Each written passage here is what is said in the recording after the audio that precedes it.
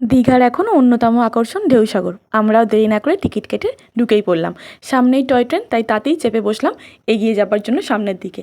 যেতে যেতে রাস্তায় দেখলাম অনেক ছোটো ছোটো খাবারের দোকান, আর বেশ সুস্বাদু খাবারও ছিল। মোটামুটি টিফিনের খাবারটা, মানে সন্ধ্যার টিফিনের খাবারটা এখান থেকে করা যেতেই পারে। আরও খানিক দূর এগিয়ে গিয়ে দেখতে লাগলাম কী কী আছে। একটু আমাদেরকেও দেখে নিলাম, কমেন্টে বলো কেমন লাগছে। আর এখানে আই লাভ ঢেউসাগর, যেখানে সবাই ছবি তুলছে।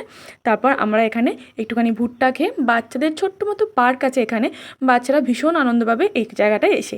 এখানে বোটিংয়েরও ব্যবস্থা আছে, আর ছোটো একটা লঞ্চও আছে। তারপর আমরা চলে এলাম একদম নিউ দীঘা সি বিচে।